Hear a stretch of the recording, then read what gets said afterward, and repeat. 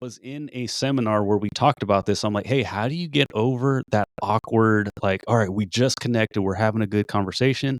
All right, I'm gonna hit record, and then all of a sudden, 5, 4, and Yeah. everybody tenses up. And so basically the answer I got was like, just understand that the first like couple minutes are probably gonna be thrown away anyways. So no pressure. So my bad. I didn't mean to, take over as soon as you hit record, but No, you're good. You're good, by all Andrew. means, go for it, brother. No, it's well, I'll say my intro. Welcome everyone to another episode of Elvis Type Podcast. Your host Travis. Today I have a special guest with Andrew from Mark Bell's Power Project, the DMs, online content creator. Super great guy. I'm very fortunate to have him on the show today. But before we get into Andrew, I need you to give me a 5-star review wherever you're listening to this, Spotify, iTunes, Podchaser, whatever it is. Also, if you guys want to support the show, you can check out my merch, elbowstight.com. If you want the sweet dad hat, I got some shirts and stuff like that. And then also follow me, Elbows Tight, everywhere if you guys haven't already. But with that being said, now all the logistical stuff out of the way. Andrew, bro, how's it going today? We've already been talking for like 10, 15 minutes about parenting and everything like that, but how you doing? It's going well, man. I'm glad we got all the dad situation stuff taken care of, and now we're locked in and we're able to hang out together. So I'm really grateful, and I really appreciate you for inviting me onto the show today. No, I appreciate your time, man. Make sure those 3 doors are locked with deadbolts. So no lie, the reason why I'm so proud of this, so just so, if you're listening, you're like, what are they talking about? I was bragging about the fact that I have 3 doors that separate me and the rest of the house, right? That's might sound a little like mean, like, what, you want to be away from your family? It's like, well, no, that's not the case. But A little bit. when I'm getting work done, right, that's when it's like, no, actually, yeah, I do need to be alone. Like, I can't, in not being so dramatic, but like, I can't take over the world if my son's right here wanting me to, like, play a game with him or something, right? So I Yeah. have to keep the separation there. And that actually came from advice from a millionaire, the guy that created Quest Nutrition, right? Oh, wow. So the original guy, he was like, we were kind of in this little, like, his office, we're just chit chatting. And he just like broke down. He's like, oh, you guys got to get rich. What you need to do is you need to create a 5 by 5 foot door, or, 5 feet thick. And like, he's like, you need to barricade yourself away from your kids. And when it comes to bedtime, you need to make sure that you're far away from them, so that way you can get sleep, because you're not going to conquer anything if you can't sleep and they're bugging you all day. And I'm like, man, that sounds crazy. But now I know that he was correct. Yeah, I like we mentioned beforehand too. I record in my master bedroom, which is upstairs, and usually my kids are always downstairs, so that's kind of nice. And I have a baby gate at the bottom of the stairs too, so they can't come up. But sometimes they be getting buck wild downstairs while I'm recording, and I'm like, "Do you hear that?" And they're like, "No, I don't hear anything." I'm like, all right, cool. Thank God for dynamic microphones. But Yes. but my office, I have an office downstairs that is turned into a bedroom right now for family. And that used to be like my podcast studio. If you guys watch back, like a year, 2 years ago, I had a whole setup. It was beautiful downstairs, but life changes and I had to turn over my man cave. Yeah. But now I just do it in my master bedroom. But it's like first world problems that we're talking about, right? Like, Yep. no, I have to record my remote podcast in my studio or my master bedroom. But I'm very grateful for being able to do this. But you've been in the podcast game for a while too. Before we get into the jiu-jitsu, how'd you become a podcaster? Yeah. I'll be as quick as possible. But basically, like, I've been in content creation for over 13 years now, and it started with just photography. So I've always loved photos, and I've always loved taking photos. And so, like, every chance I got when I wasn't clocked in, and even though I would kind of watch tutorials like while I was working at my 8 to 5 job, but the second I clocked out, I was perfecting my craft, trying to be the best photographer possible. Eventually, with the support of my back then girlfriend, now wife, she like pushed me to start like booking actual clients and stuff. And I'm working on it, but I used to be extremely timid, super like shy, and I wouldn't want to talk to people. So the thought of me like asking people to pay me for photos that I wasn't even sure of was a huge step, but she helped me along the way. I started booking like, just simple like portrait sessions, like whatever it was I can get my hands onto, I would start shooting those photos. I started doing weddings, and so stuff started like really taking off, because if you're a wedding photographer, like especially if they're like first time newlyweds, they're getting married at like early 20s or whatever. Well, they all have friends that are about to get married as well. So as you go to one wedding, you kind of get within that whole like network of people. So you start getting hired to do multiple weddings, and then you start seeing the same people at all these weddings, and they're like, "Oh yeah, you're the guy, you're the photographer, like you do such a good job. Can you do this one, or can you do this birthday party, whatever?" So I started building a cool little, business for myself, and then just trying to get more ways of, you know, more revenue streams or more just opportunities to shoot more photos. I actually had an opportunity to ask Mark Bell at one of the seminars at the old super training gym, like, hey, do power lifters need photos taken? And he was like, no, they don't. And I'm like, dang, all right, well, so much for that. Like, that was cool. But then he responded with, powerlifters don't need photos taken, but I need a photographer. Like, do you have a card, whatever it was? And so we ended up connecting. I worked for about a month and a half, not really asking for any pay, just again, happy to have the opportunity. Um, a little bit after that, he offered me a full-time position. And so I started working at Super Training Gym and Slingshot full time as just a photographer. That quickly turned into photographer, like graphic designer, videographer, editor, all the things that have anything to do with content creation, which was cool because I loved all of it. And then eventually, fast forward a couple years, and the Power Cast was kind of dismantling, and the Power Project was starting up, but there was no producer. And I was like, dude, oh my God, like that's meant for me. And so like I cornered him in his office one day. We were probably filming like a vlog or something, and we wrapped up. And I was basically like, hey, dude, I know you need a producer for the podcast. I'm the guy for it. And he's just like, all right, cool. I don't need to find anybody. Like, I don't need to hire anybody else. I'll just have you do it too. And so I was like, sick. I don't know how to run a podcast. I don't know anything about it. I need to figure this all out. So I went to YouTube University and I just started watching videos. I got some help along the way, but pretty much everything from photography to videography, editing, casting, all of it's been self-taught because I'm really passionate about it and I really enjoy it. So I haven't really needed like a kick in the butt to work hard at doing it. So all of it, again, self-taught, and that's the short version of it all. Is I basically just kind of like kind of made the position happen. And then fast forward a little bit further now, and I'm no longer an employee of Super Training and Slingshot. Me, Mark Bell, and Nsima Inyang all co-own Mark Bell's Power Project That's cool. podcast. Yeah. So it's its own thing now. So it's pretty cool to like be a business owner. And then more recently, I've opened up pursuepodcasting.com. It's like a teaching platform where I educate and show people basically how to do what you and I are doing, without doing all the mistakes that I made, kind of streamline things. So that way, you can just get all the wins, none of the losses that we've faced over the years. And so, yeah, that's kind of the short version of it all. And I'm super grateful every day I wake up and I'm like, I can't believe I get to wake up and do this. It really is incredible. Yeah, man, I felt the calling to help. I mean, people always, even bigger podcasts in my niche have reached out to me and asked questions about, hey, how do you do video? How do you do this? What tech do you use? And blah blah Sick. blah. And I always tell people when they first start, I'm like, look, man, technique, or I've been doing this since 2017, 2018 at the podcast itself.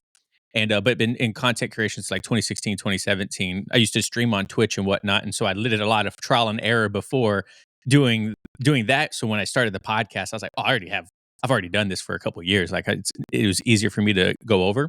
But I always tell people like, hey man, like you don't need a bunch of, you'll see like my gear or like these bigger podcasts, and you'll see like, oh man, they have a Shure SM7B. Oh man, they have, Blackmagic 4Ks. They have, all this fancy stuff.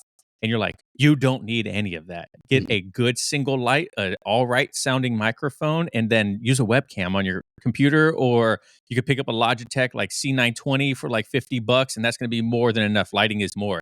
And they're like, oh, I thought it was way harder than that. Like, no, dude. I was like, Mhm. content is king. As long as you're good at your job, people are going to tune in. You know what I mean? Like, you need to Mhm. hone the craft of podcasting, not of creating content. That comes after you learn how to host a podcast.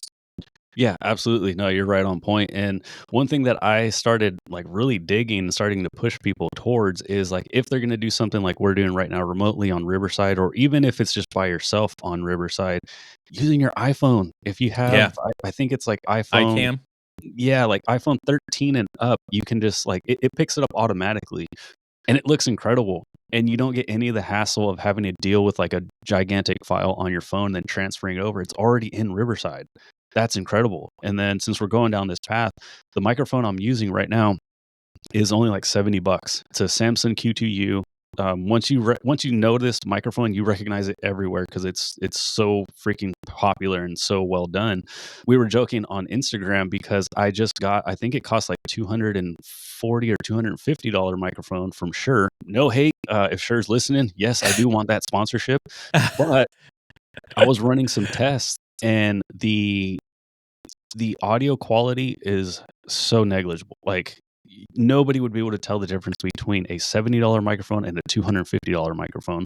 The only difference is the pickup pattern on that one. I'd have to have the microphone completely covering my face right now to get Oh that yeah. sweet spot, versus these condenser microphones that are only going to pick up, sound from the front, none from the back.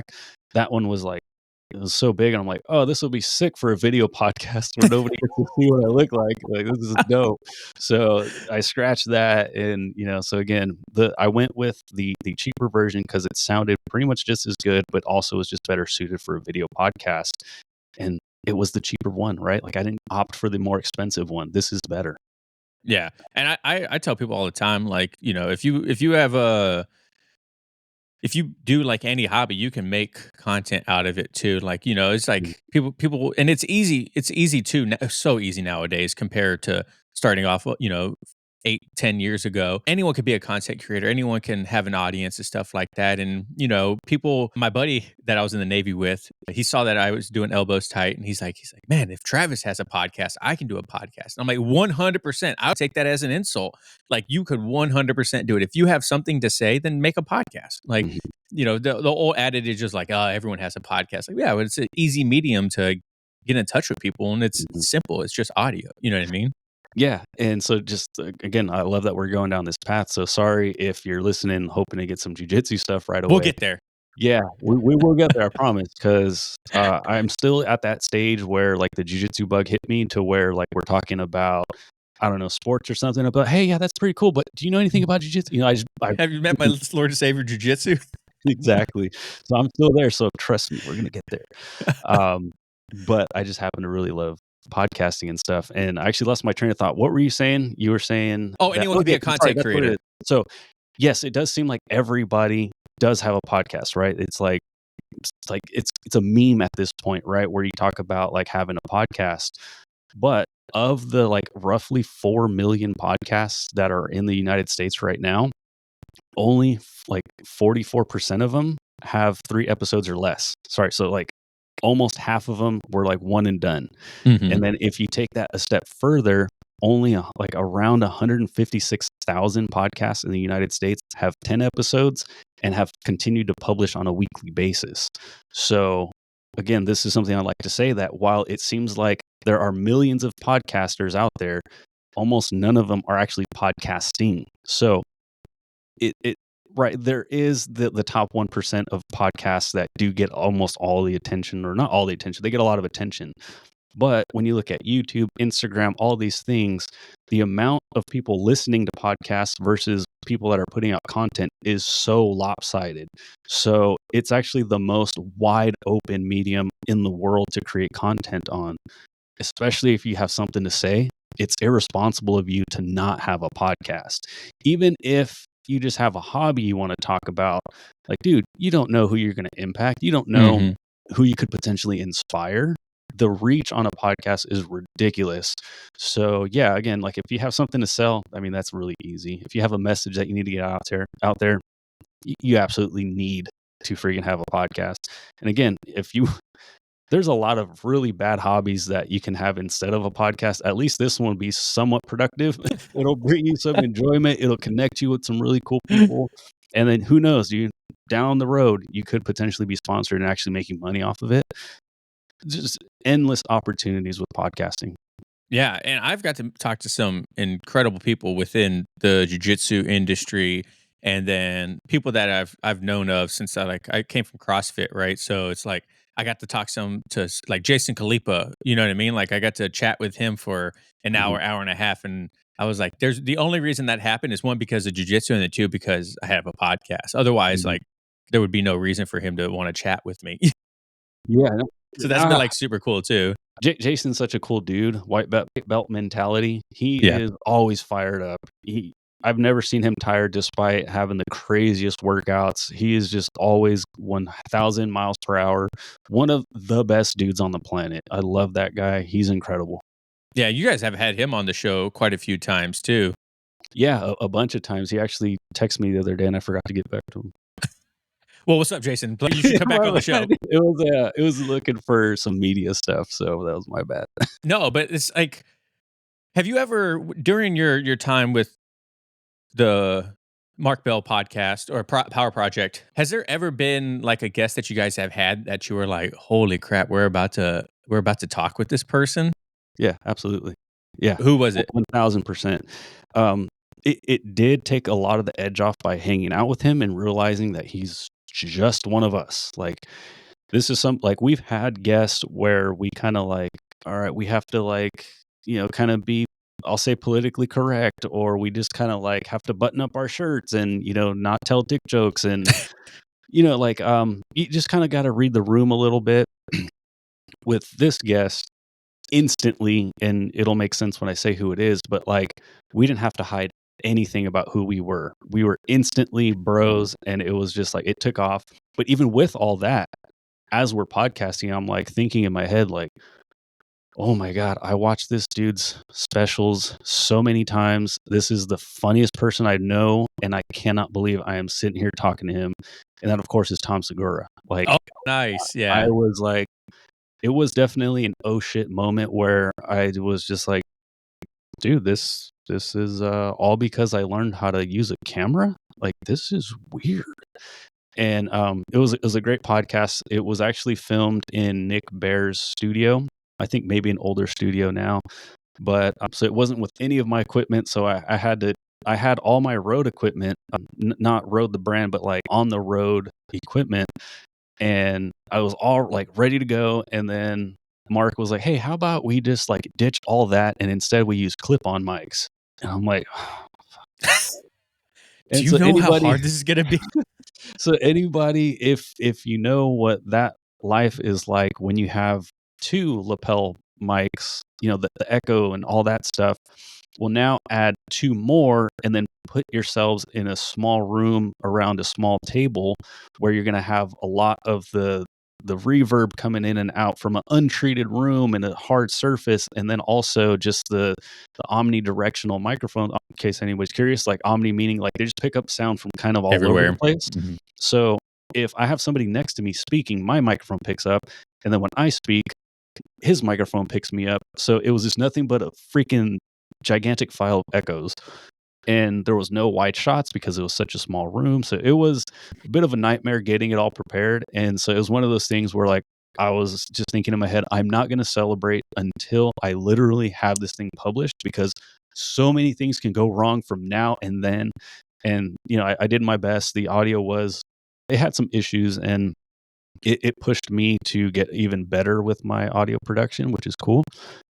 But it all worked out, and it was freaking cool. And he is one of the best dudes. He's so incredible. He is funny, obviously, but like he like we didn't have to fake who we were. We didn't have to pretend. In my opinion, it didn't look like he was putting on a show for anybody, and we were just all training together and just hanging out. And he's somebody that you can be like, yeah, he's actually just as cool as he is, or as you would hope so, right? Yeah.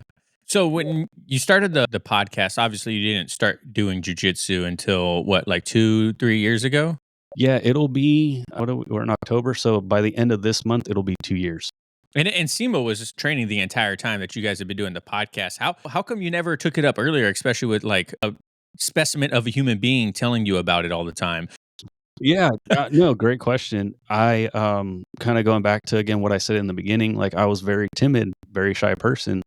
Um, I loved sports growing up, but once I got into junior high, all the kids were freaking mutants compared to what I was. Right? In elementary school and kind of those ages, I was always the best not almost, take that back. I was always one of the better ones on all my teams, didn't matter the sport. And a lot of that had to do with the fact that, like, I could run straight, I could catch a ball, I could throw a ball, right? Like, I can take instruction, and I wasn't, like, getting distracted when a butterfly would, come by. But when I got into junior high, these kids were bigger, stronger, faster than me, and I'm like, "Whoa," like, it was, like, leaps and bounds better than me. And it sucks to admit it, but, like, instead of taking that as something to, lean into and be like, "No, I need to work harder and get better so that way I can at least compete," I was like, "Oh, shit, I got no chance. I'm gonna go Mm. play Madden on PlayStation because 'cause I'm really good at that. I suck at this now, so I'm done with it." So, from I wanna say, I think it was 8th or ninth grade all the way till I was, like, 27, I didn't, like, really do anything. Like, I stopped exercising, I stopped playing sports, I stopped moving. That created a crazy chain reaction and being out of shape, back pain for almost 2 decades. Obviously, no lack I mean, had no confidence, so a huge lack in confidence. Also, another reason why I probably got divorced early on. Uh, Again, a huge cascade of negative things because I felt I wasn't adequate enough at competing amongst other kids my age. So now fast forward, kinda getting back into the gym and stuff and feeling confident, still have a lot of back pain, but the thought of grappling with another man, it didn't terrify me, it's just, like, it's so freaking uncomfortable, and the thought of, like, "Oh, dude, what if, like, you get into, like, a weird position, all of a sudden they got a triangle, and, like, I got balls in my face, and I got someone else's sweat dropping into my mouth," or whatever it is, like, you All real think, concerns. but your mind goes to the worst spots, right? What if I'm tapping and they don't wanna, I piss them off or something, and they don't let go? And then also, again, being super unhealthy, but leaning in towards, like, all the stuff that made me feel good. So lots of alcohol. Like, I drank pretty much every night for a bunch of years straight. And I couldn't figure out why every time I'd go bar hopping with friends, somebody would always try starting shit with me. And it's like, oh, because you're an easy target, dude. You're tall, skinny, scrawny, way out of shape. You're not going to hurt anybody. So that's why it's like, oh, yeah, let's go pick on this little guy. So a lot of it just kinda led me to not have confidence to want to actually start. And yeah, Nsima would recommend it all the time, and I'm like, "Oh, man, like, that's not for me, that's not for me." So, there was a lot of good influences around me to want to start it, and it was in the back of my mind, but I was always just literally just too afraid to walk into a jiu-jitsu school and get started. Do you think if you had anyone besides Nsima saying it to you? Because Nsima's a huge guy. And Mhm. did you think that kind of psychologically, like, well, is Nsima like the normal person that's gonna be there? Like, was that ever played through your mind too? No, absolutely. That's a great point. So I was actually gonna mention that too. Right, when somebody that is a specimen like Nsima, somebody that, uh, you know, he works extremely hard. I watch this dude train every day. I watched him when he was powerlifting and how hard he would work, in the gym at super training, and then he carried out that same intensity over into jiu-jitsu. So I'm not taking anything away from him, but when you just look at somebody that way, you look at somebody that's younger, they're taller, they're handsome, they're not in Check, any check. right, yeah, all the boxes checked, smart, well read. Also, most importantly for me was not in pain, right? So I'm like, "Oh, of course you can do it." I had labeled myself as somebody that was incapable of those things because I also identified with my back pain. I can do this, I can do that, but I can't do that because of my back, right? Like, oh, yeah, I wish I could, but I can't because of my back. So it was my identity, and that's what it was that prevented me from, you know, looking at somebody like Nsima and seeing that, like, oh wait, no, I can do it too. But I think maybe if there was somebody next to him that wasn't as big and strong and handsome, telling me like, hey, you probably should do it, maybe that would have swayed me a little bit faster. But I didn't have that. Real quick, let's talk about the importance of salt and electrolytes for a BJJ practitioner. And that's where today's sponsor, Salt Electrolytes, come in. Save 15% off your purchase at saltelectrolytes.com with code ElbowsTight15 at checkout. Once again, that's 15% off at saltelectrolytes.com with code ElbowsTight15 at checkout, or use the link down below. Now, Salt Electrolytes drink mix is designed for today's warriors, athletes, and those who like to get after it and regularly get sweaty. Whether you're a heavy sweater that we've all seen on Instagram that needs a wet floor sign right next to them whenever they roll, or you're like a normal human being like me who barely sweats at all. With a light, refreshing flavor, salt is great to drink during your workout because it will not coat your mouth that thick, nasty film that some electrolytes drinks out there do. It has the perfect saltiness that's as easily to make you want to drink more, making rehydration a breeze. And salt keeps it simple, guys. There's only 6 different electrolytes with a touch of iodine to help maintain a healthy thyroid. There's no sugars, there's no colors, and there's no BS. So go earn your salt, guys and gals. And save 15% off your checkout at saltelectrolytes.com with code ElbowsTight15 at checkout. That's saltelectrolytes.com with code ElbowsTight15 at checkout to save 15% off. Because your electrolyte drink should work just as hard as you do. Thanks, guys. Go check them out. Did you ever, before you actually started training jiu-jitsu, what was the lead up like? Did you go check out any academies just to kind of fill that little bit of curiosity first, or did you just jump straight into your class when you first started? Yeah, there was a couple of exposures to it. So my buddy Nico, he was an MMA fighter, and he trained at the same place that Nsima trained at. And I would just help him do a couple of different fight promos and stuff.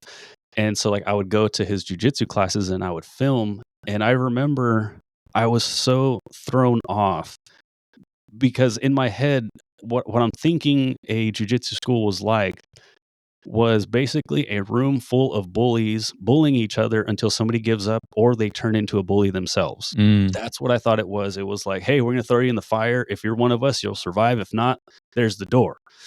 So when I walked in and I seen, without being disrespectful, but I just seen people that weren't jacked like Nsima, right? I seen regular looking people, older people, again, no disrespect, but overweight people.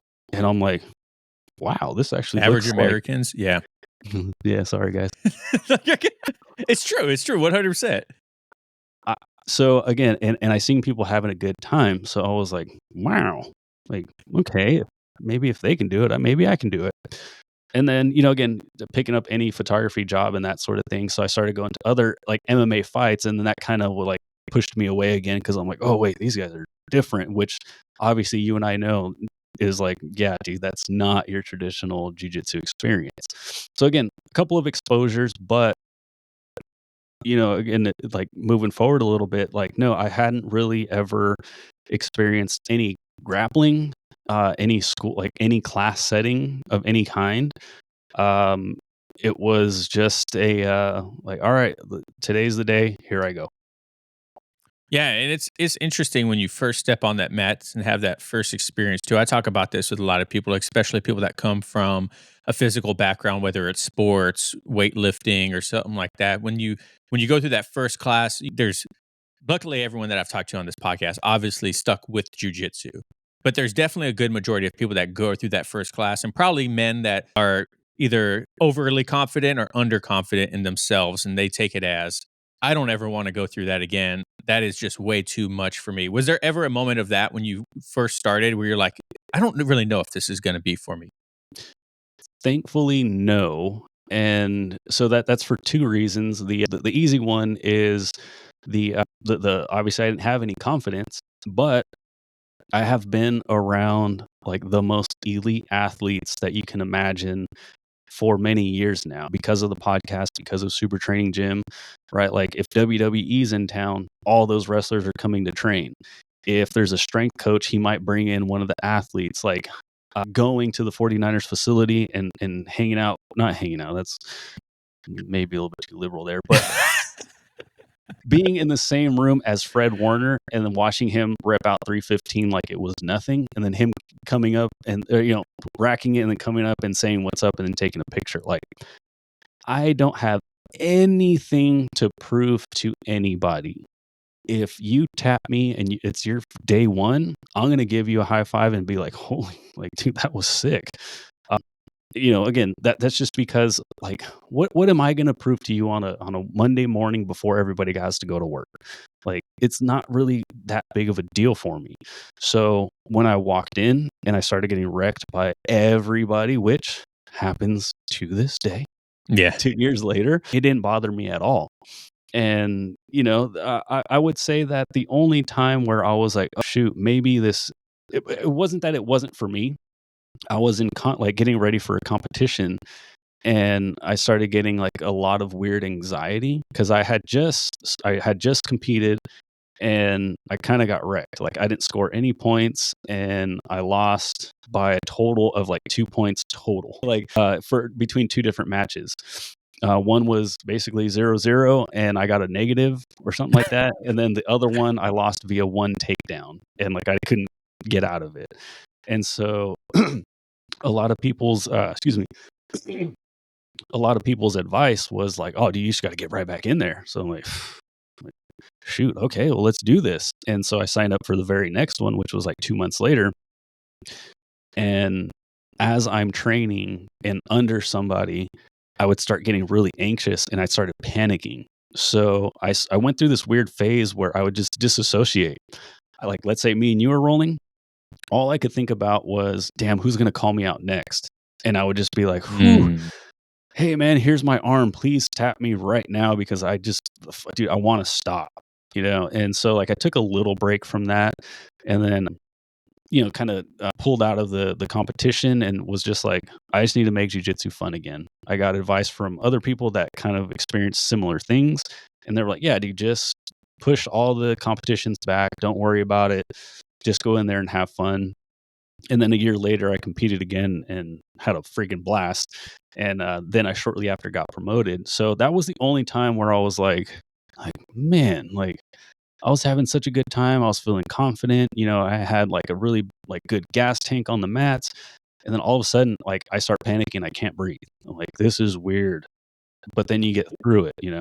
What do you think was causing that? Because that's very common with everyone. I started this podcast because I wanted to, as a white belt, I wanted to document my journey through jujitsu Sick. and the trials and tribulations everyone goes through. Every jujitsu podcast when I started this was a high level black belt, world champ, freaking lineage out the wazoo, talking about jujitsu with other like minded people. And I started interviewing other white belts in my early days that were my friends and just trying to figure out if, like, hey, is this everyone's going through? And that's something very common. People who start going through these situations where they're tapping early, they're giving things up, they're kind of like giving up hmm mid roll. And it's a very common thing. What do you think caused that in you, and how'd you overcome it? Dude, so I wish I could really pinpoint it down to what it was. I just know that I had put a lot of pressure on myself for the competition prior because I was like, had everybody telling me like, "Hey, dude, just go out there, have fun. Like, you're still at white belt. Like, it literally, like, none of this Means matters," nothing. which I understand now. But so I basically had a lot of people telling me what I interpreted that as is, "Hey, it's no big deal. Therefore, your training, no big deal. Like, just go out there, have fun.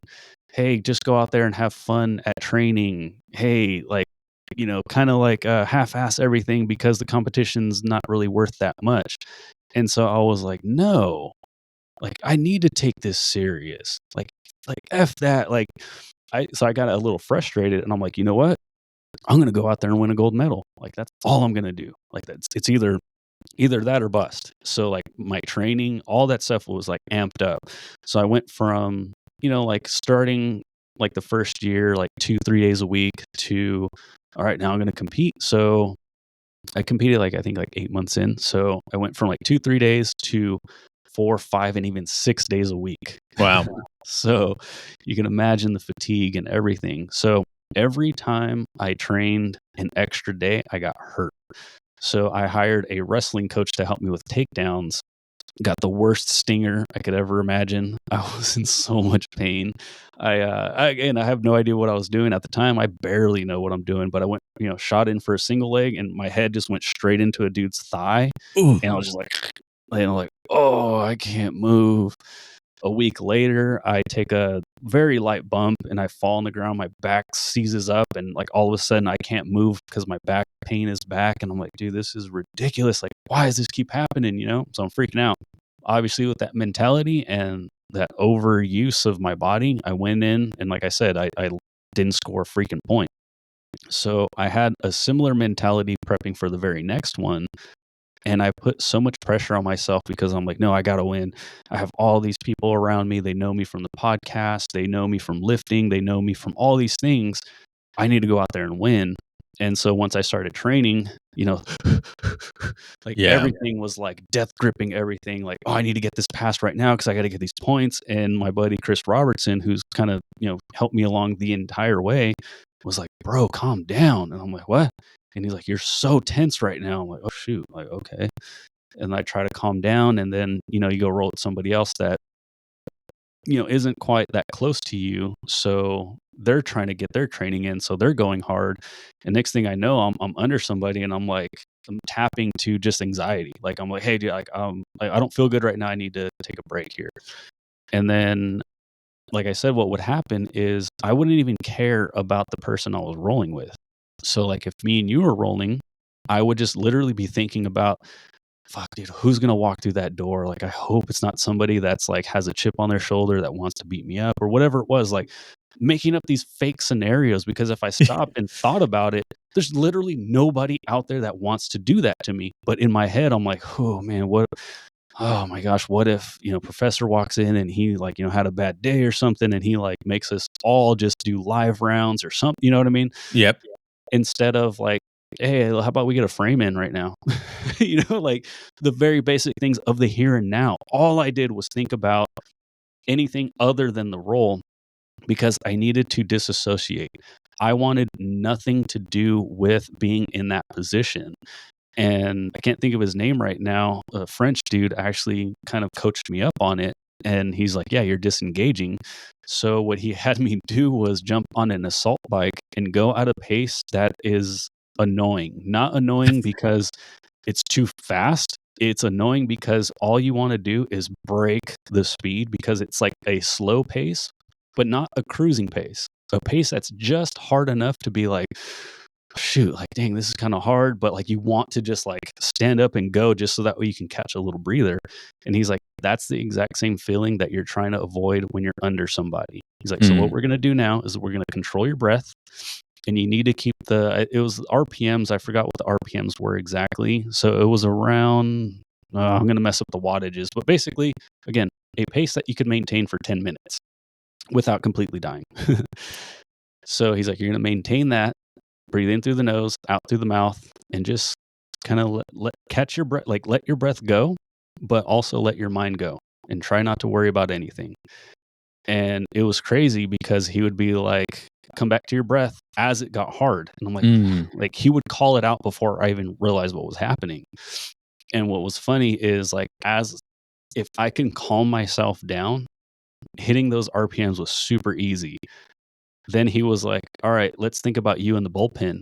And all of a sudden, it would be really hard to maintain those RPMs because my heart would be racing and I would be having a hard time catching my breath.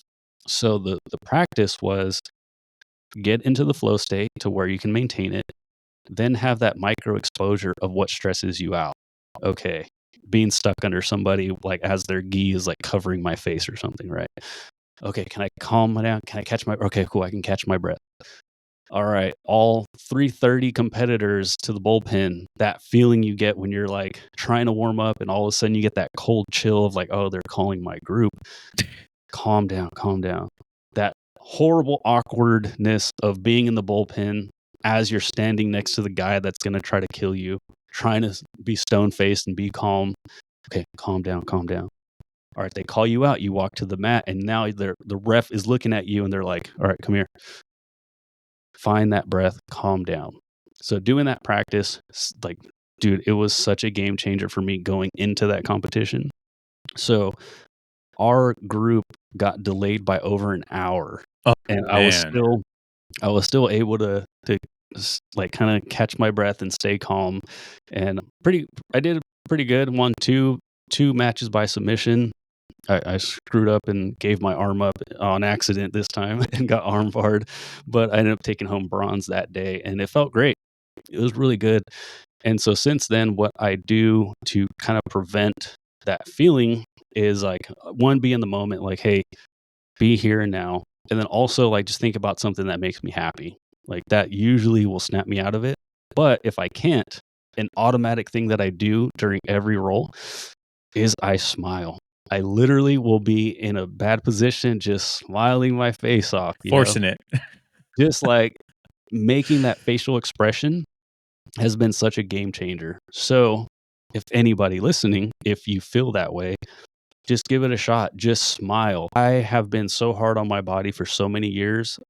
Physically, yes, but more mentally. Again, kind of saying like, I wish I could do this, but I can't because of my back. Like, I wish I was bigger and stronger like everybody else, but I can't.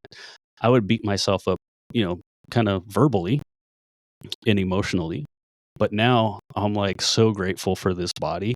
So when I'm on the mats and I'm like, I cannot believe I am fighting another dude right now. Like, holy shit, dude, look how far you've come. And I just start Yeah. smiling. And next thing you know, I get a sweep and I'm like, all right, this is cool. And then I get swept. So, no big deal. But I'm just Real so life right great. there. Yeah, I know, man. I'm just so grateful that I get to touch the mats and be in a position where, like it's a kind of a crappy feeling and a crappy problem to have. But what's the what's the opposite of that? Not having the situation where you're having to deal with some anxiety as you're grappling another man. Like, that's pretty freaking cool. Like, I can't really think of anything like to compare it to, but it's a good problem to have. If you're putting yourself in that position, how much better are you for it in the end, right? A lot better than a lot of the population.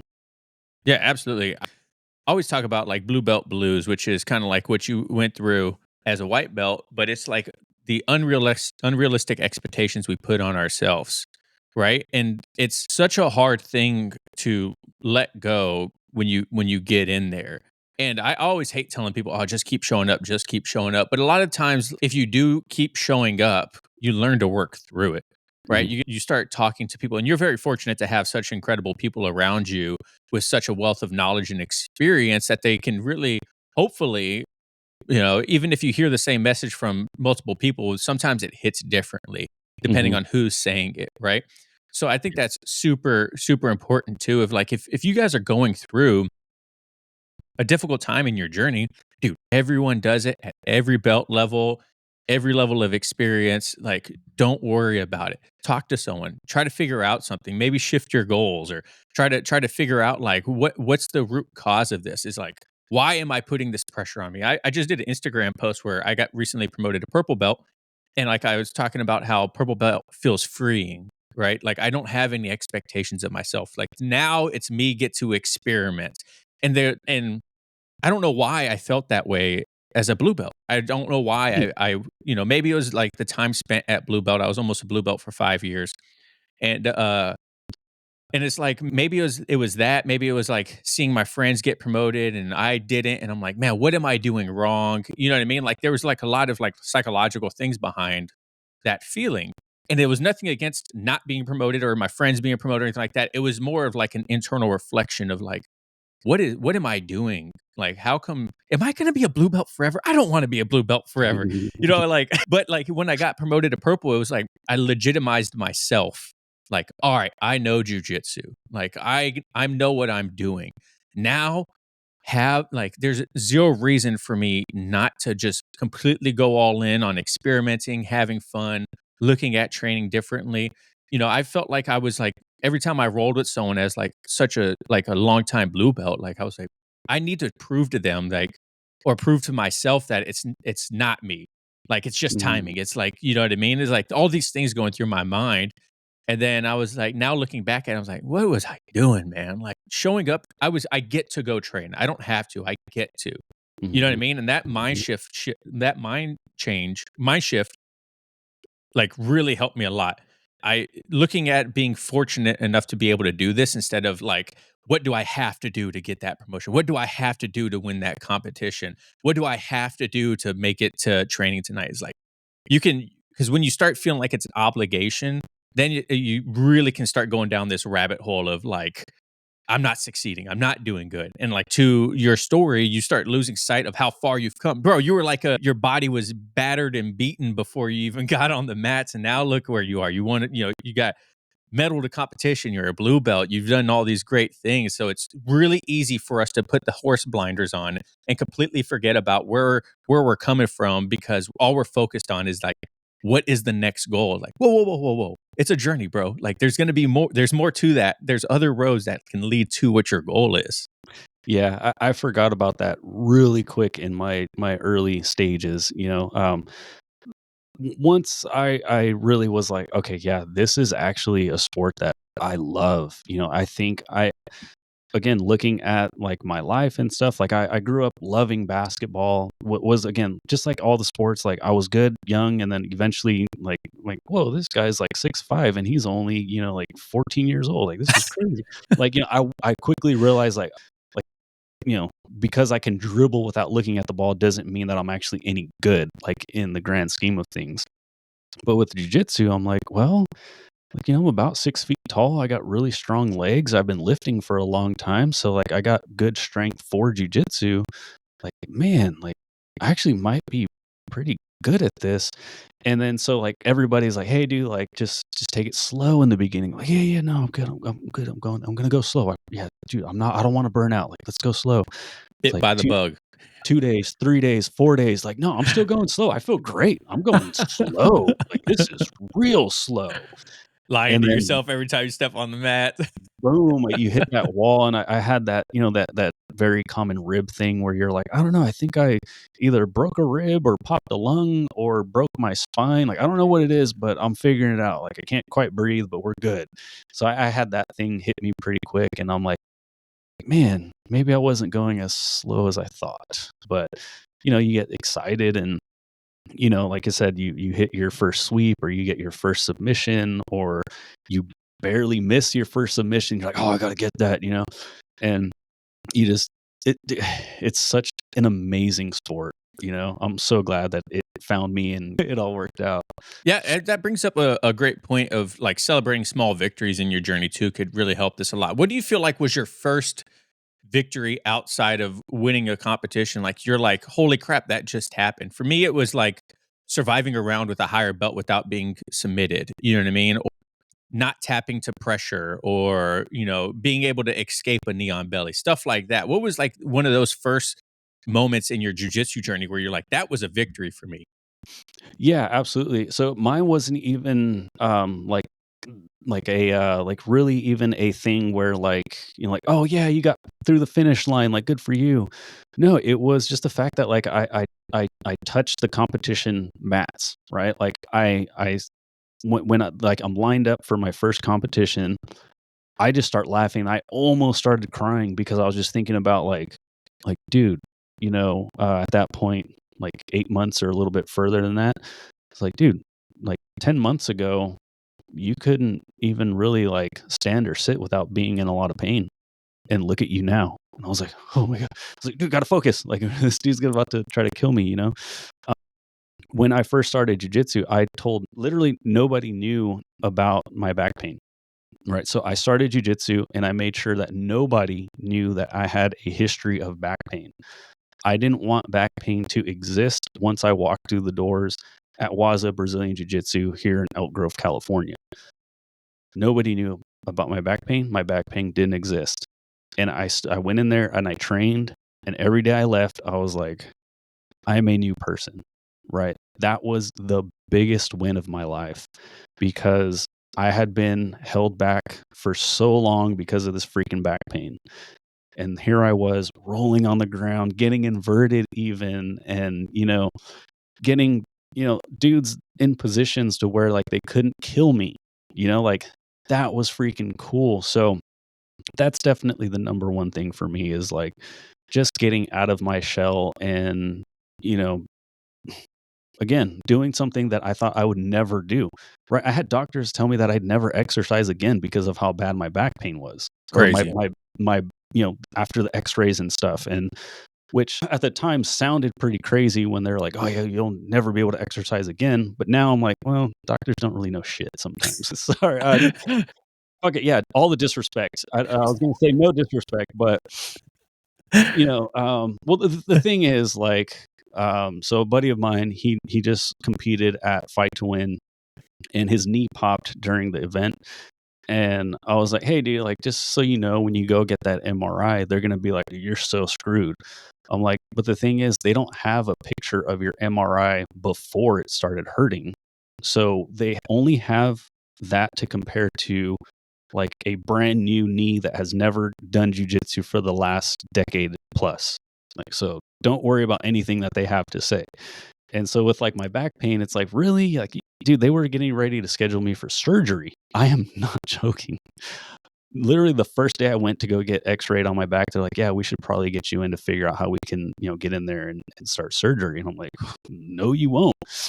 Um, so again, going back to your original question, it was this person who was somebody that I was, I considered myself to be, quote, broken. Now that broken person was strong enough to go roll and do a thing that, again, we can talk about like the percentages or whatever, but whatever that very low percentage of people that are willing to walk in and train jujitsu, like I was now one of those people. Like, I, again, biggest win ever for me. No, that's incredible, man. It's definitely a victory that everyone should celebrate if that is a part of their story and not frown upon it. You know what I mean? But hmm you're being so fresh in your journey still, just maybe what 2 years in, a little over 2 years. Yeah. So again, it'll be 2 years this November. Yeah. So what? Since it's still fresh, what do you feel that are the biggest problems in jujitsu as a new person coming into the sport? Yeah, absolutely. There's a lot there. I'll start with the very obvious one because I see it every day. It's the white belt that walks in that thinks he's going to impress anybody. It's like this isn't the time nor place for it. Yeah. I see a lot of people that will treat the training grounds as the proving grounds. So they'll walk in thinking that they're going to just kill everybody and then take selfies together at the end of class, which is kind of funny because you're like, "Hey, you were just literally trying to kill each other." But so what I'm getting at is they will come in thinking that, all right, I have something to prove to these guys that, although some might have some accolades behind them, but majority of people are just going to end up going to work after this class. So what they'll do is they will go balls to the wall 100% until they get hurt, and then they recover and they come back and do it again. So again, I like to think as competitions as the proving grounds. Like if there's somewhere that you want to go all out and really test yourself, that's where you're going to do it. I'm not going to do that with my buddies, although sometimes we, quote, turn things up and we kind of go at it.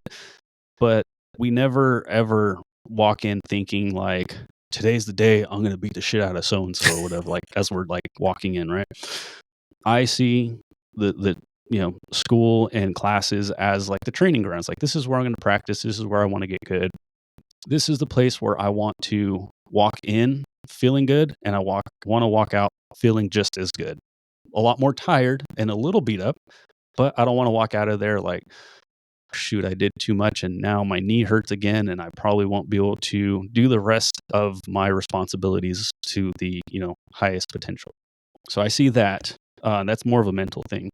But the here and now thing, the actionable thing is I see a lot of people, they, bump hands and then they're sorry for blowing out any speakers.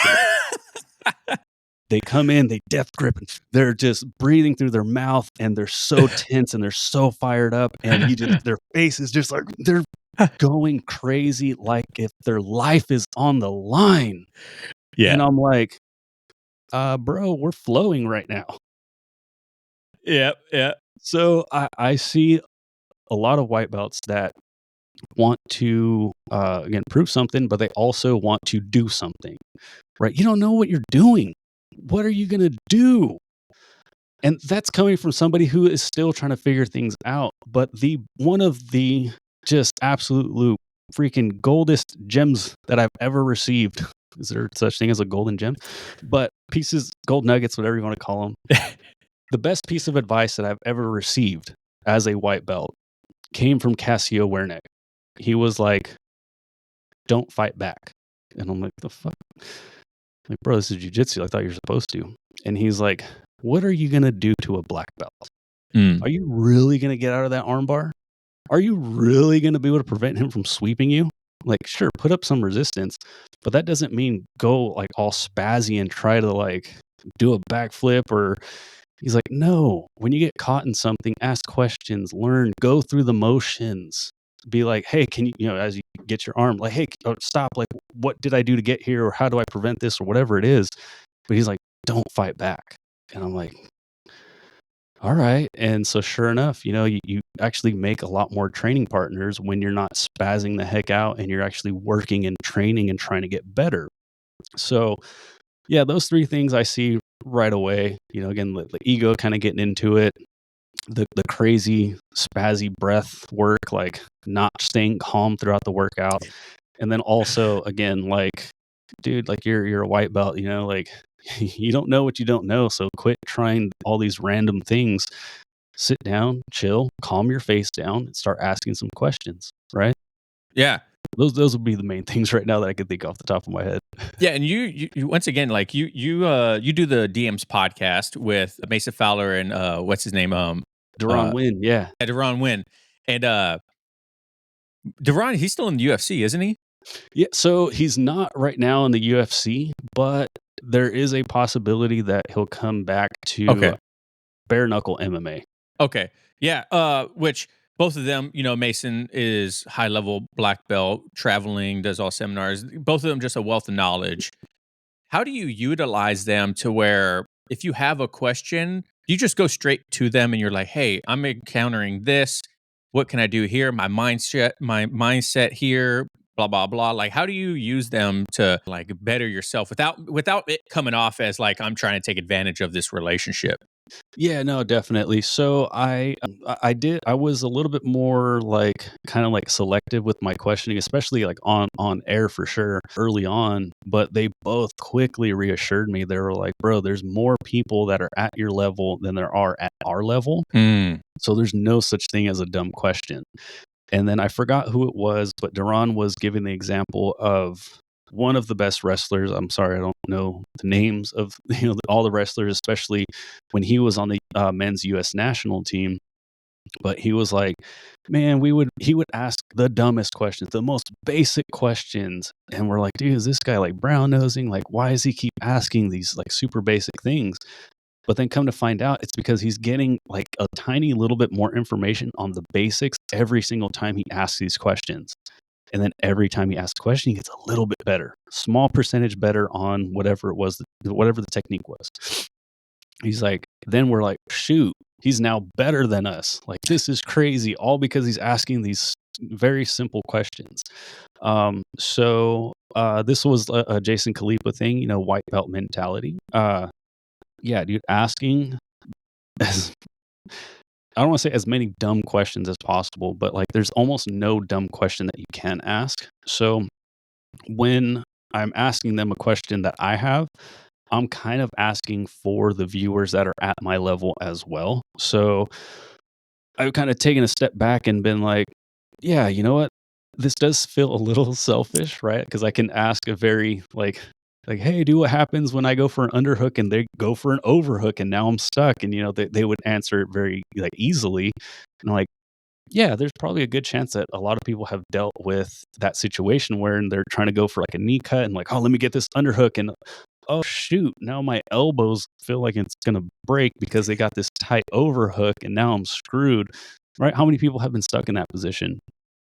Endless amounts of people, right? So it's silly of me to think that my questions are too elementary for these guys because the chances are there's a lot more people that have these elementary questions versus a high level question, right? Like I I can't ask a question that a purple belt has.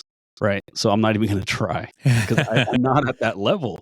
You are, right? But for me, again, barely got my blue belt recently, so I'm at a level that like a majority of us are. So that gave me a lot of confidence in just kind of like speaking my mind and being more open and like willing to ask some of those simpler questions. Yeah. So what do you guys like cover on your podcast with like a variety like because Deron Wynn is high ranking wrestler, like national champ, like lots of accolades to him. Mason, obviously, former MMA fighter, black belt, world champ, stuff like that. And then you, blue belt podcaster. Mhm. Like, what is the dynamic like, and how do you guys? Was there any like I wouldn't say awkwardness, but like how was the growing period of you three being together to like finding that niche of where you guys can provide the most value? Yeah, no, we're still in that growing process, man. Like, I mean, just like you, like you're still growing as well, but like we are like in our infancy. So we're still figuring out the whole dynamic, but the chemistry is building fast. So we text on a regular basis, although Mason right now is in New Zealand. So like the timing's a little bit off. Like I'll shoot him a text and then like he doesn't get back till the next day. And so we're kind of like back and forth like that. But the great thing is those two guys are literally brothers. Like they talk crap to each other. They talk about how they want to fight each other all the time. Like they've been brothers for a long time. So it's really easy for me to like just kind of like throw alley oops and then they dunk it every single time. So to answer the first part of the question, so we mainly because me and Mason are on the jiu-jitsu side, so we mainly talk about jiu-jitsu. So like CJI happened, we had Victor Hugo on, and we dove deep into that. So we talk a lot about jiu-jitsu and like upcoming events and then like what's going on with Mason and what's going on with me even and stuff like that. So very jiu-jitsu heavy. We have a blast. It's kind of like this, how we're just kind of chatting, and we do have like somewhat of a like, hey, let's get to this topic today, but it's not Mhm. very like the 5 things you need in order to get a better scissor sweep or whatever. Although I could imagine that's going to happen down the road, but as of right now, we're just kind of hanging out with Duran. I mean, he was the number one wrestler coming out of high school. Again, he was on the U.S. men's national team, fought in Bellator, fought in the UFC. Just again, another crazy wealth of knowledge. He's currently a coach right now. So anything you want to know about wrestling, especially like at the youth level right now where he's coaching, he's got all the answers for. So we cover a lot of wrestling where not that many people are going to cover something like that. Like the episode I'm putting out next week, we talk about a fight to win event that was all high school wrestlers. And I'm like, dude, how does that even happen? And so we dive deep into like, all right, what does an athlete, a coach, or a parent like what should they be focused on when it comes to trying to get their high school athlete to the collegiate level? And it's a very sensitive subject, because like Duran's like, hey, I've seen it go both ways where like you have the young kid that's like crazy winning state championships with the crazy parents and they go all the way and they wrestle, at state as well. Then I've had the same thing where they all go crazy and by the time the kid's 14, he wants nothing to do with it. Mhm. And then I've seen the opposite where nobody cares and all of a sudden he starts wrestling in high school and then he goes on. So he's like, there's no one way. You just really need to think about like what the kids, like what's in the best interest for the kid, not what's in your interest, not what's going to make the most money or whatever it is. Just raise a good kid and make sure he's happy. So we cover a good amount of things. Sometimes we get a little political too. Lots of banter and like kind of trash talking here and there and that sort of thing. So it's so much fun though. I have a blast on Mark Bell's Power Project, learn a ton. I also started that podcast from 0 subscribers, 0 downloads, 0 views. But, again, I had Mark Bell there, so it's pretty easy for me to kind of lob, alley-oops to him as well. Over here, starting from ground zero again, I'm relearning all the stuff that I did, over 6 years ago. And I'm like, oh, wait, but this time we're going to go this route because I know how to do things this time.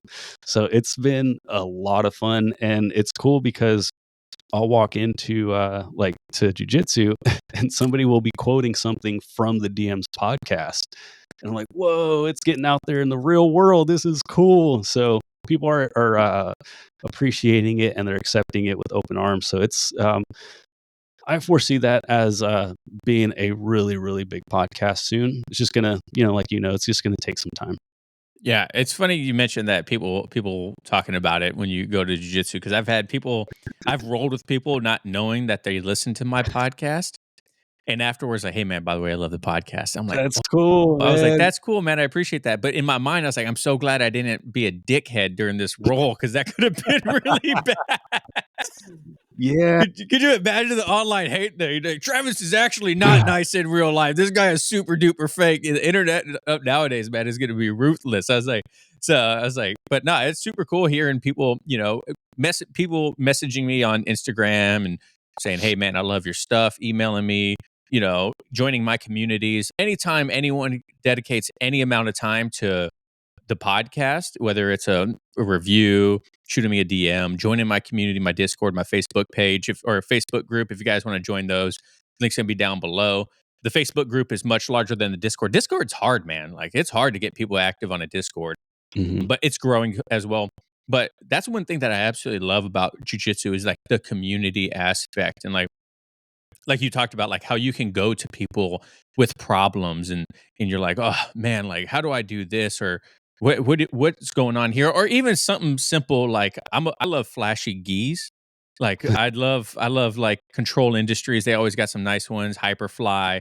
Like Mhm. I have like my wife hates me with my gi addiction, bro. She's like, How she'll many do see a you have? bag come in. I probably have like 8, 9 geese right now. Okay, Like that's not even that bad. it's not that bad, but I mean, when they're like $150, $200 each, like it adds up pretty quick. Yeah. And to her, when she just sees a gi come in, she's like, "Another one." I'm like, "All right, DJ Khaled, relax." You're I'm like, "But look, like I babe, use my podcast money to buy these. yeah, I see one, and yeah, I'm like, "Oh, I have the podcast money. I can do that." there you But go." like, even like someone the other day was like, "Hey, Travis, where do you get your geese from?" And I was like, "Oh, well, this one is X, Y, and Z." Like, and they're like, "I kind of want to buy one of those." Like, Mhm.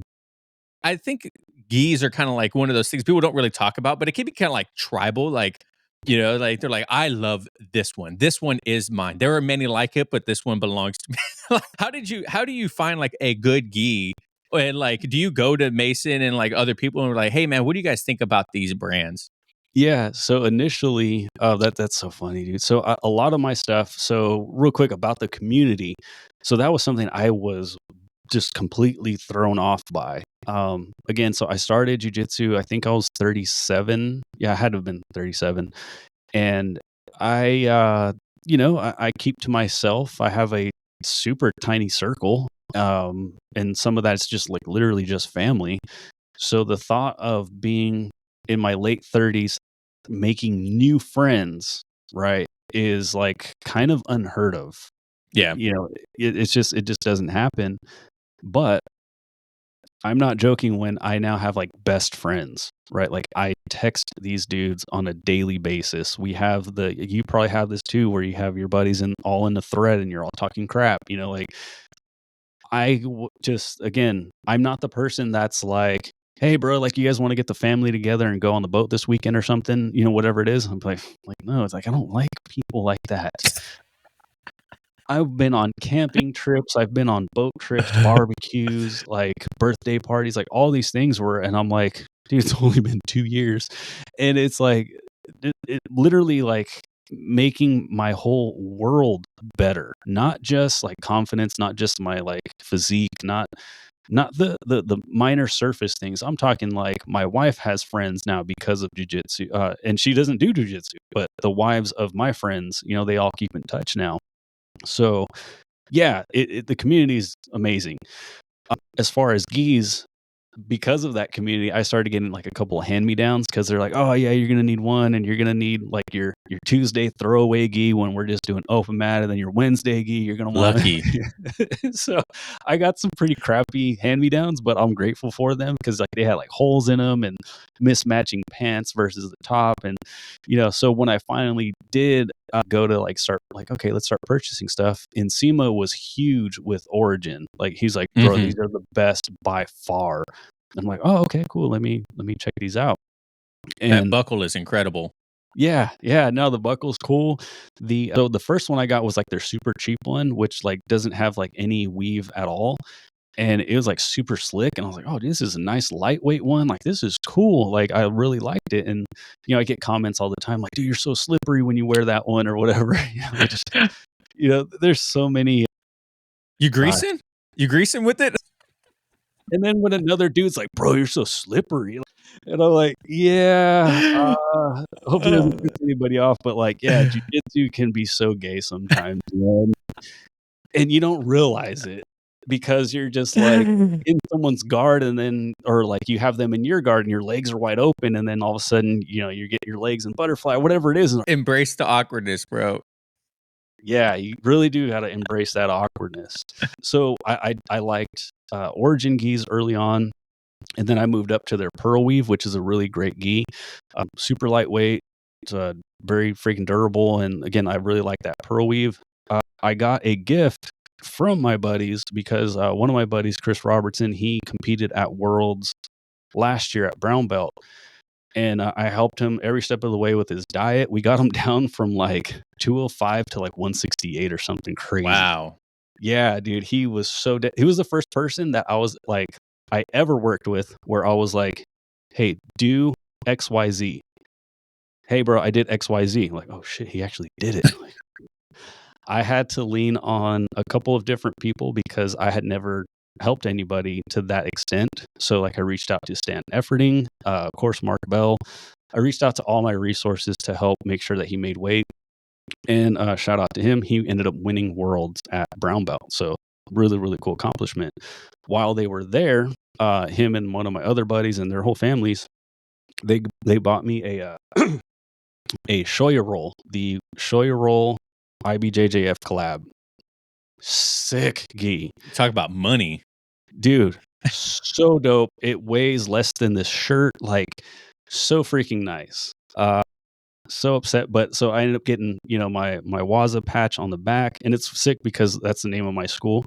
But that gi is called a Waza Air. So like, that's it's just cool. perfect. I got a patch that they made for me of my mom's born and death date on my gi. So like, this gi is very important to me, right? It was a huge gift. Got my mom's thing on there. And it was funny. So my buddies were like, hey, you coming in to train on Wednesday? I'm like, yeah, I'm going. Of course. Why wouldn't I? My wife, oh, just checking. Are you going to be training Wednesday? Like, yeah, I'm training Wednesday. And then my professor, hey, bro, like, I just want to get a picture with you and a couple of other guys that competed with your medals. So are you training Wednesday? I'm like, yeah, I'm training Wednesday. All these texts coming in at the same time. People asking me if I'm going to train on Wednesday. So I was like, all right, this is probably happening. So I'm like, let me wear my dope gi. And sure enough, it's the day I got promoted. And I'm saying all this because I'm wearing my favorite gi, right? Super lightweight, super dope comp gi. We're doing a very basic drill where my partner has my lapel or collar here as I go into kind of like a lasso to push him off to get away from like a headquarters position and then re-guard or whatever. Barely tapped him, and all of a sudden, whoosh, my whole freaking shoulder ripped off. The gi shredded. I was so upset for so many reasons because obviously this gi meant so much to me. Didn't want to wear it for training, but I was like, hey, let me take, so that way I take some cool pictures and stuff. And it freaking melted, dude. Like the whole collar down to the shoulder is just all ripped, and like barely even, like, no joke, we're light drilling. I was like, it was hurt from the competition, so like I couldn't even do anything anyways. I reached out to Shoya Roll, and it was like a very like not good experience. So I was pretty bummed about that. Yeah, they were like, oh, we need the receipt. I'm like, dude, this was like, we got this at Worlds, and they're like, no, but we need a receipt. I'm like, one doesn't exist. Like, well, if you can send us the receipt. And I'm like, oh, like, whatever, man. So I'm just gonna retire that gi and just kind of like, I don't know, maybe like frame it or something with my white belt and go way over the top as a blue belt does and commemorate this hard year and a half of working on mats or whatever, So that was my favorite gi. So then, went back to the Pearl Weave Origin gi. But then, out of nowhere, a Sacramento-based company called Functional Technique arises out of my own freaking jiu-jitsu school, and so every once in a while there is like a disruptor in a, certain community of products or whatever you want to call it. They're a disruptor. The gi top is a little bit heavier than that pearl weave, but it has very similar like kind of like design to it. But it's so nice, dude. It's like tapered. But the thing about the pants though is like unreal. So it's hard to explain, especially because it's just like all verbally. But the pants have a buckle very similar to Origin, but the buckle is a lot bigger. So it's like not very dainty, but it doesn't get in the way of your rolling. It's crazy. They have this really, really unique design where like I know what this sounds like, but I promise you it's freaking dope. So if you pull the belt out, you undo some Velcro, and now you have a pocket on the outside of your pants. It's not like the pocket itself isn't like visible, but the in, like to put your phone in is, so you can put the belt back on, and now you have regular dope looking pants because they're tapered. They're not like they're not like pants like regular gi pants that kind of like, if you're wearing them, people are like, "Oh, you do karate?" Like they're not like flared out. Like they look sick. They're super dope. So there's that. Uh, for bigger dudes with bigger legs, they actually have some stretch to them. So they are very comfortable. And then check this out. So like the knees, they have like, I can only describe them as like maybe pleats or plates. I don't know. But like they have like things that go across. So when you like squat down, they actually have a little extra give. Oh, wow. So you don't feel that like that pulling on your knee, right? It's incredible. And then, of course, like I said, they're tapered, so they look really, really good. Wouldn't be IBJJF legal for a couple different reasons, but I compete in Jiu-Jitsu World League, no issue there at all. And they look incredible, super durable. And again, they're out of my hometown, so like definitely give them props. But that has become my absolute favorite gi. And the more people that try it, they're like, dude, I like this sucks. I have so many other gis, but yet I can't wear those because this one feels so much better. So again, super again, it's in the name, functional technique. It's they look good, but again, like it's function over fashion. However, they just happen to be looking good too. And they're priced extremely well. I want to say it's only like $200 for like the best gi you're ever going to have. And just to give them a shout out, it's at functionaltechnique.com if anybody's interested. But really though, like any gi's gonna work, but when you put on that good gi, right? Everybody has their gi. All right. I don't care who you are. If Yeah. you know your buddies are gonna show up Friday morning for open mat, like all right, it's time. Let me put on my functional technique because I gotta look and feel good. So that way, Look when good, roll good, baby. when I tap these fools, I can just get up like, yeah, like feeling good. Because I like to film my stuff too. I don't really post too much about it just because, like, I don't know, I think that's kind of a dick move if you tap somebody and then you're celebrating online. Yeah. But I like to reference my stuff, and so when I have a good looking gi, I just happen to watch that video a little bit more. So Yeah, right. So yeah. did So you end that up getting promoted that day that your gi shredded? yeah, dude. Back to that real quick. How was Yeah. that? So that was okay. I was still a little bit thrown off, but I could tell like, okay, everybody's asking me about Wednesday morning. Like, what do you guys want? Like, okay, yeah, I'm going. And then my buddy Chris looks over and he's like, "Oh, that's weird. Mrs. Zaragoza is here." And I didn't really understand. Like, what? I thought he was like talking trash because I was taking like a round off, and I'm like, no, like Yeah, real quick. That's a great. I'm gonna use that one. That's a good one. so I had just competed 2 days or not 2 days, whatever, Saturday to Wednesday. And my foot was this like I had like elephantitis in my foot. It was so swollen. It was bad. I could barely walk. And I'm like, bro, like I'm here. Like, what the heck? Like talking crap, like that sucks. And I'm like, what did he say? And I was just like, I just whatever. And then I stood up and all of a sudden I see my wife and my son in the corner. I'm like, oh, you guys are here. And I'm like, oh, they're here. Like this is happening. Like, all right, cool.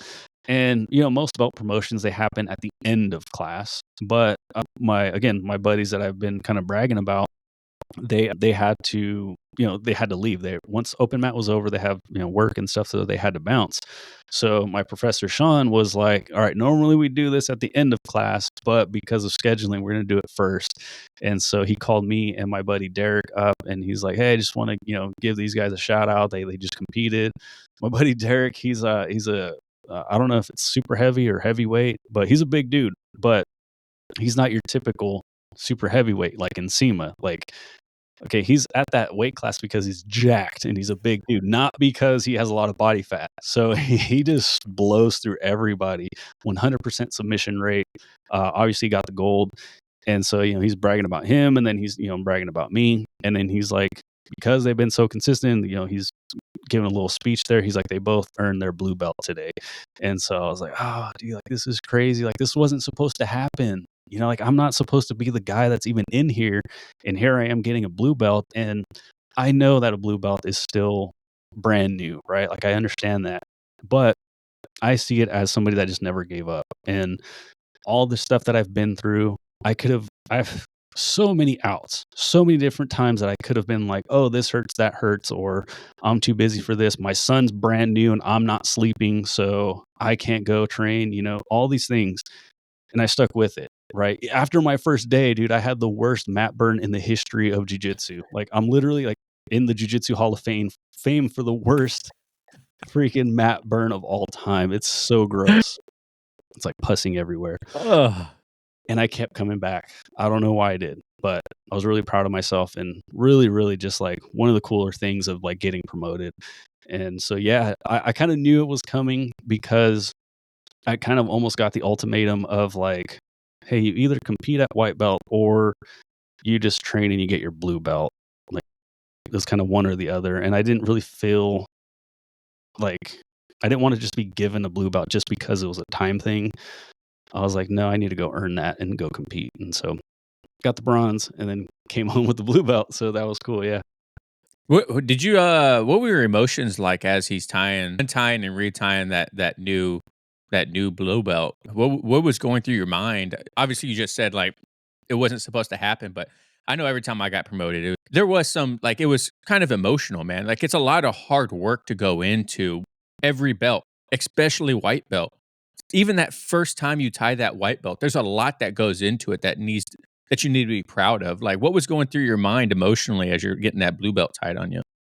Yeah, no, super emotional because so like the last straw for me to get into jujitsu was my son. So real quick, just in case I haven't mentioned it, my son's going to be 4 in January.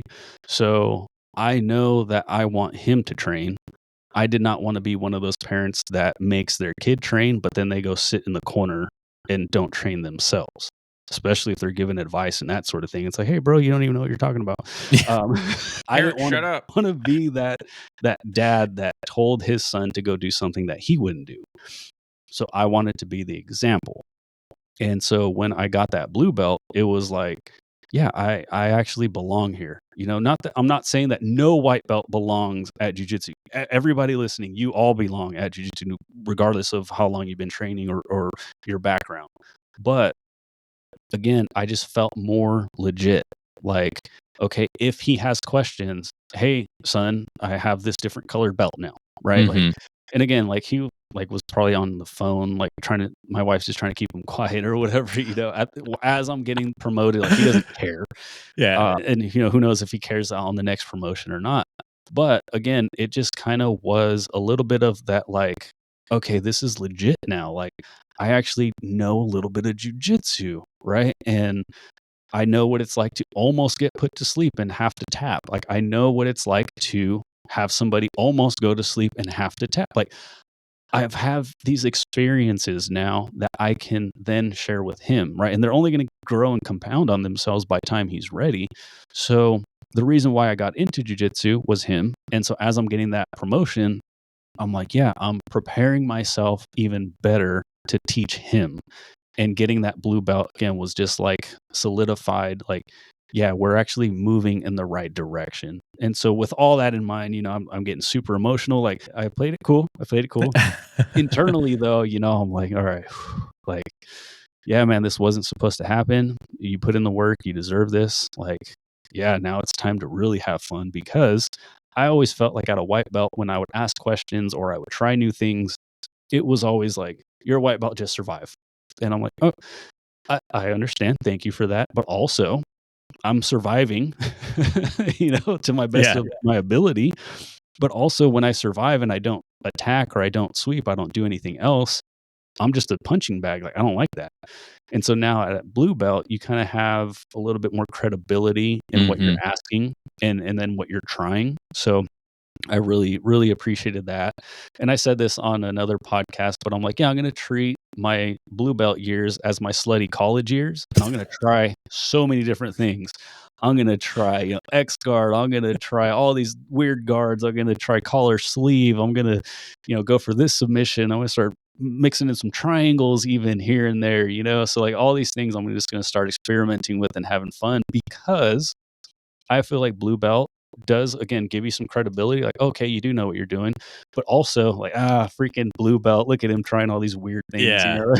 like, as I don't have my game yet, right? I have my go-tos, but I don't have my like full on like, okay, yeah, this is my system, so I get to discover that system. So that way, when I get to purple belt, I can, again, keep experimenting, but then also be like, okay, now I have my go-tos. Yeah. It's your promotion sounds so much like mine, man. The similarities between you and I is like, if we lived closer, I'm sure we'd be friends, man. But, That's so if cool, you would dude. allow Yeah. it. But, Heck yeah.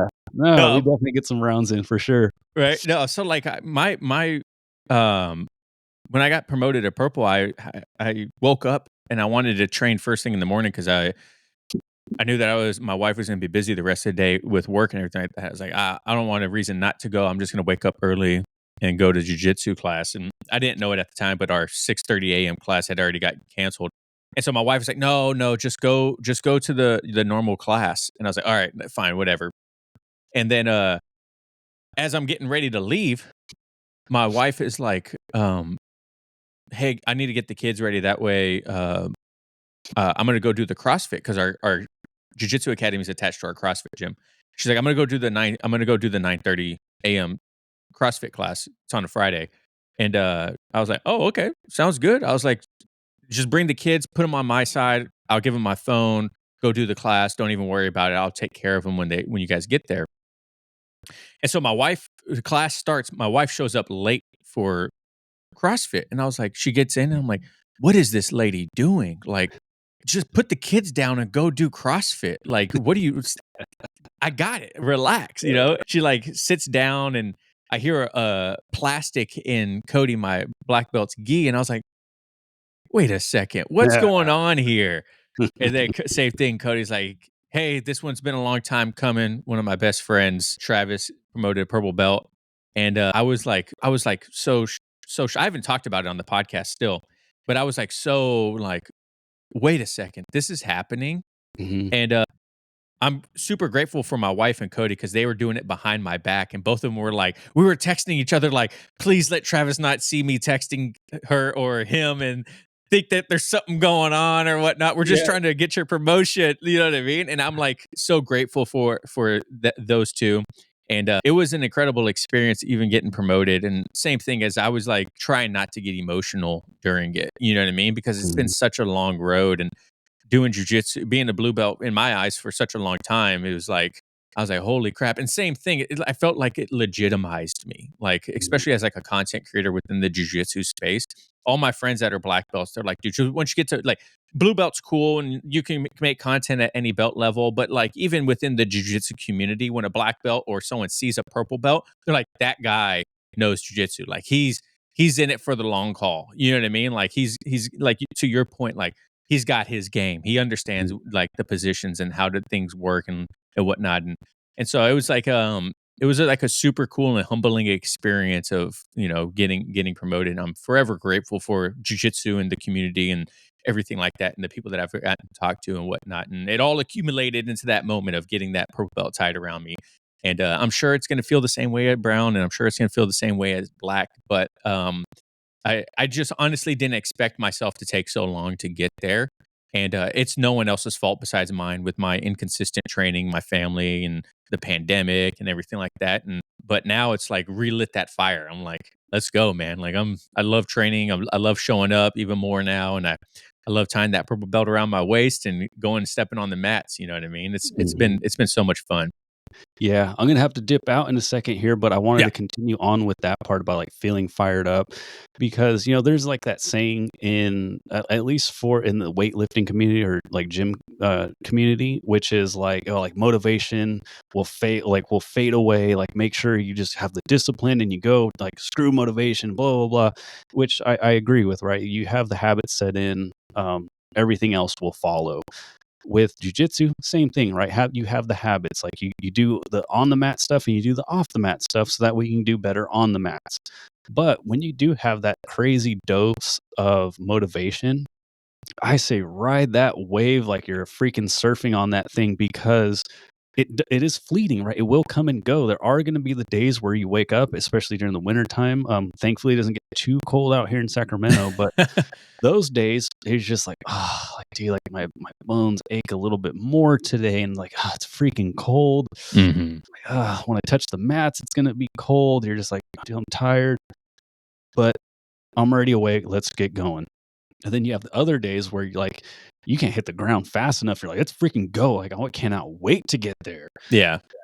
I say ride those days and appreciate those days and freaking use that momentum to like again do a little bit extra on those days, because the days where you don't want to do the little bit extra, pull back and be like, yeah, dude, maybe I feel this way because I'm freaking exhausted, and there's Yeah. nothing wrong with that, right? Shit, that's like proof that you are working hard. But again, when you feel that motivation, I just like to say like, dude, ride that way, but don't do it like to your detriment. Yeah. But yeah, man, use that day to like maybe go earlier, right? Get more warmed up or do the extra things that you normally don't want to because you don't have that motivation, because it's only going to be a positive anyways. So yeah, Absolutely. yeah, Well, Andrew, I know you got to go. I got two quick things. My yes, last sir. question I always like to ask every guest, no matter their belt level, if you could give one piece of advice to a brand new white belt, what would it be? Brand new white belt. Nasal breathe. I know that if you're not already practicing that right now, it sounds impossible. Like you might have allergies, you might have a deviated septum. But what I like to tell some of my partners, especially if we're like just drilling or we're flow rolling or something, like, hey, if you have to breathe through your mouth, you're training too hard.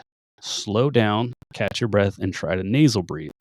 What I've noticed is that when I nasal breathe, is I can see things a lot better. So like I'm calm, I'm chill, nasal breathing. Dude, that's a window. Oh my God, let me jump through that window, and a window of opportunity. And then when I start getting too excited and I try to like sprint through that window and I start mouth breathing, that window shuts because I get too excited, I get a little spazzy. And so what that will do though is it brings everything down, brings the heart rate down, brings the mind down, brings the calmness with it. And so again, that allows you to kind of really see things and move slowly. And like Cassio told me, not fight back, right? That's what nasal breathing will do for you. Just give it a shot, right? Especially during like some warm up rounds. See what you can do with just breathing through your nose. Perfect. And if anyone wants to check out your podcast, Mark Bell's stuff, your online academy and stuff like that, where can they find you at? Yeah, absolutely. I mean, everything really just through like Instagram. So at I am Andrew Z on Instagram, the little like link thing has pretty much everything. So fitness, men's health, sexual health, diet, all things like that dudes are into. It's gonna be at Mark Bell's Power Project. We do have a website. I think it's just markbellspowerproject.com, or no, powerproject.live. Goodness, good on me for promoting. And then the DMs, that's just anywhere you can find, podcast. You can also check that out if you're like driving, you want to like a direct link, just pursue podcasting.com/DMS. So DMs is like the easiest way to find it. Again, we're a brand new show, so we don't have a dedicated website. So I just use like a little bit of the backbone of my personal website. And so my stuff, like I just said, is pursuepodcasting.com. That's where I teach people how to do what we're doing right now. So if you have a message, you have something to sell, you have a brand, you have something that, you have a message that you need to get out into the world, it's your responsibility to do that. And I think the best way to do that is through a podcast. And if you don't know where to start or how to maybe, get to the next level, I can help you out with that. And that's again at pursuepodcasting.com. Perfect. Well, Andrew, thank you so much for your time today. This is the longest conversation I had in a while, so it's Ah, sick. been a lot of fun. So, Yeah, if I well, didn't guys, have go. anywhere to go, man, I would stay on here, No, but you're good. You're good, I'm brother. actually Like, kinda late. I'm gonna go play some video games anyways, but Sick. Oh, what are you playing right now?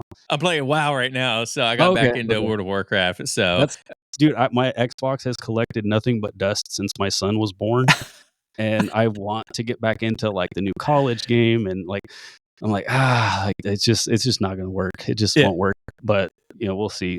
Capcom versus SNK2 is getting a remake, so I might have to come out of video game retirement to play that game. We'll see, though. All right, guys. Well, make sure you guys go check out all the Andrew stuff down there. Make sure you guys, like I said, follow me everywhere, Elbows Tight everywhere, 5-star review, and we'll catch you next time. Remember, no oil checks here. Peace.